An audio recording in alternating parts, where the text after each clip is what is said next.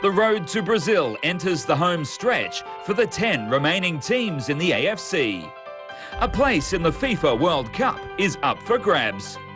The final round of matches will decide who makes the trip. Japan can be the first country to book their seat alongside the host nation at World Football's showpiece event. And for the first time, they have a chance to qualify in front of their own fans. The Blue Samurai took on old rivals Australia, needing just a point to qualify for Brazil. It was a 1-1 draw when the sides previously met in the qualifiers last year. A repeat of that scoreline would suit the Japanese just fine. We worked on many aspects of our game, especially the technical aspects and physical side of the team, while also focusing on the squad's mental approach toward this match. We played against the Australian twice before, and we are well acquainted with their strengths in the Asian arena. Besides, we respect them as tough opponents.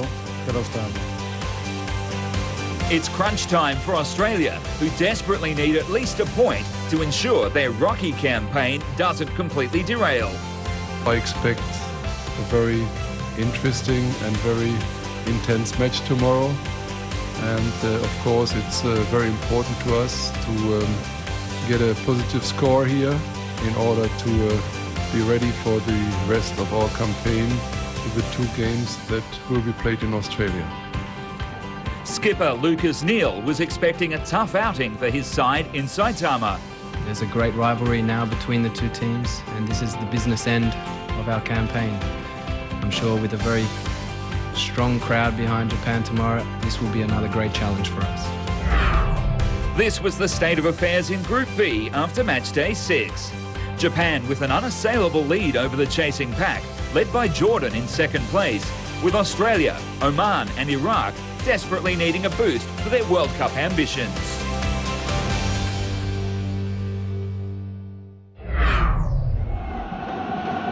With World Cup qualification within Japan's grasp, there was an expectant mood around the Saitama Stadium and the crowd were buzzing.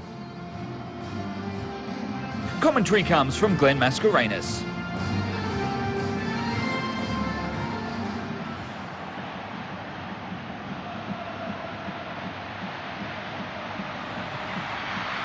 That's a straight one, but it's the first warning shot from Australia. Brett Holman makes the call this time. Maeda slipping it to Honda. It's Kagawa. Back to Honda. Endo. Yasuhito Endo makes another call.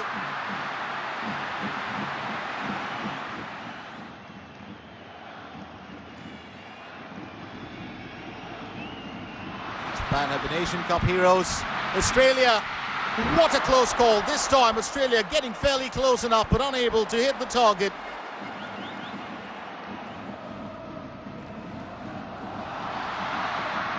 We'll talk about it. Japan this time getting so close. They're still in there. Australia holding strong. Oh, I've got to say, the Blue Samurai should have had the lead here. Once again, the Blue Samurai on the trot. It's 20 minutes into this game. Keisuke Honda taking that one through. And the Australian defence. Marvellous to keep Ryoichi Maeda away. And it's going to be a free kick opportunity for Australia. And this could be a good chance here for the Socceroos. Tom Moore takes it. And that's put absolutely wide.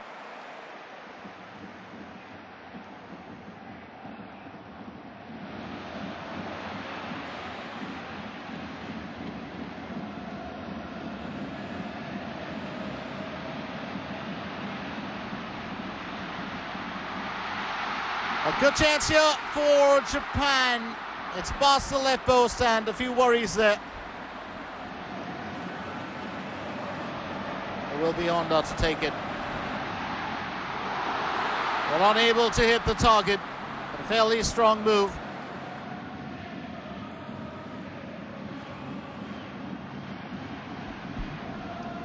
Let's not forget, Japan are one of the best sides in Asia. Australia have the lead here. It's marvellous work being done by the Socceroos. Well, we've passed 18 minutes and Tommy Orr decides to make the call. Well, this young lad, he's 21 years old. He has been providing from the left flank, totally unexpected.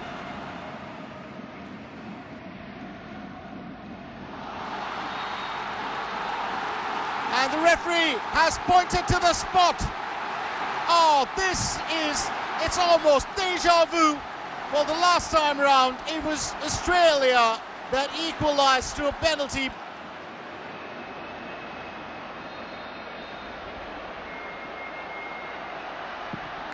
And yes, they do. That's a bullet to the back of the net. It's now 1-1 at the Saitama Stadium, and it's game on back again.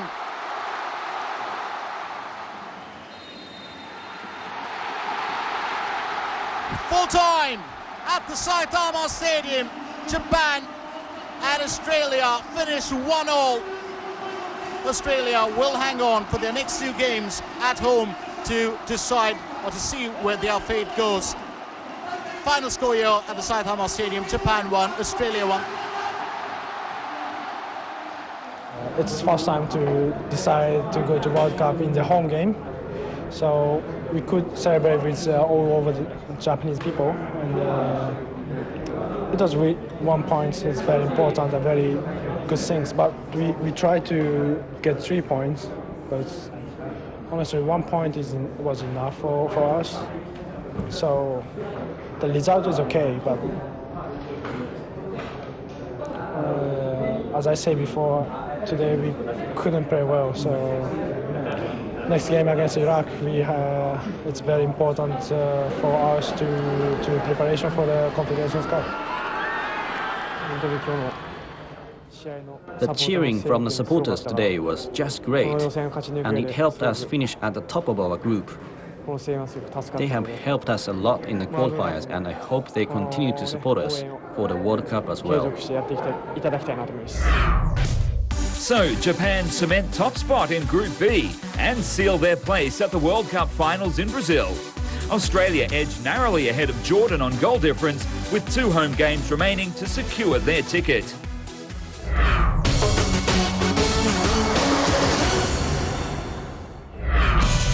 In the other Group B match, Oman and Iraq needed a win to get their World Cup qualifying campaigns back on track, and their chances were boosted by the earlier result in Saitama.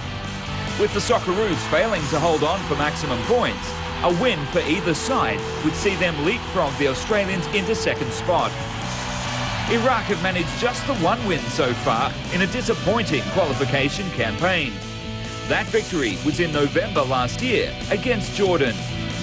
Striker Ahmed Hamadi secured the 1-0 win with this strike in the dying stages of the match. Oman's last qualifier saw them travel to Sydney, where they managed a 2-2 draw against Australia. With home comforts against Iraq, expectations were high in Muscat that Oman could seal a valuable 3 points. So all to play for both sides at the Sultan Qaboos Sports Complex in Muscat. Commentary comes from Shazad Haq.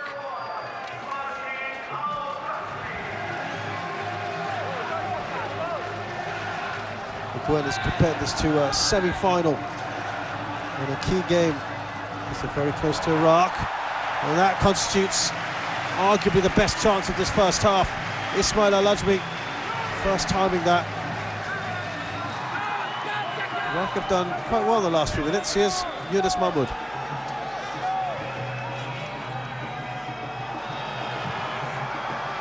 That's half a chance at least. Iraq finally managed a shot on goal.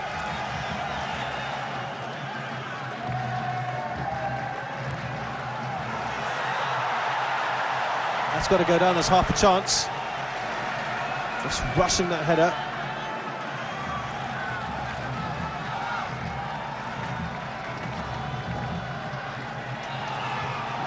Empty goal, it's gone in. The keeper committed himself. Not a good clearance on the line. And at the stroke of half-time, Oman take the lead through Ismail Al-Ajmi. Delight for Oman.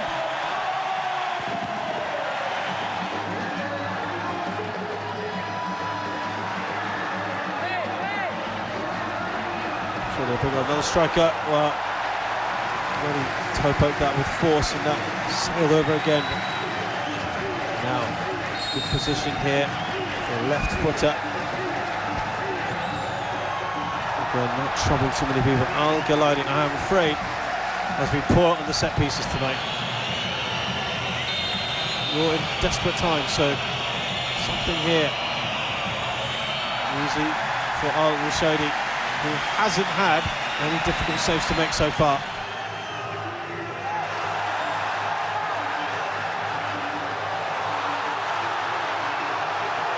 A chance here to make things right and finish it off.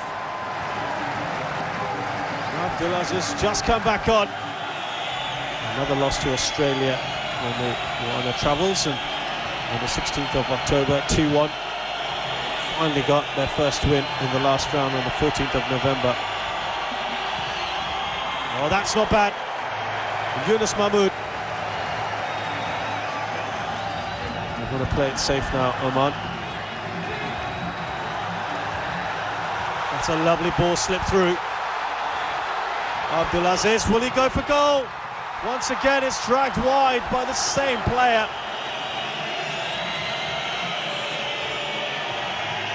Head-to-head between these two sides is very close indeed. Is there a chance here now for that shot? Right to the keeper, right at the end. Al-Rushaidi, again, not too difficult for him at the near post. And here, Iraq once again leave themselves exposed. You can understand why, but they're taking their time. Hussein Rabia goes for goal.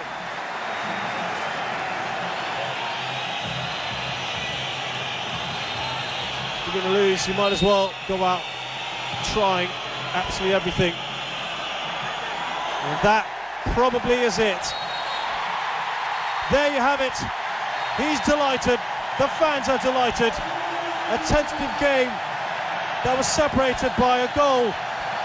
The final score here then, it's Oman 1, Iraq 0.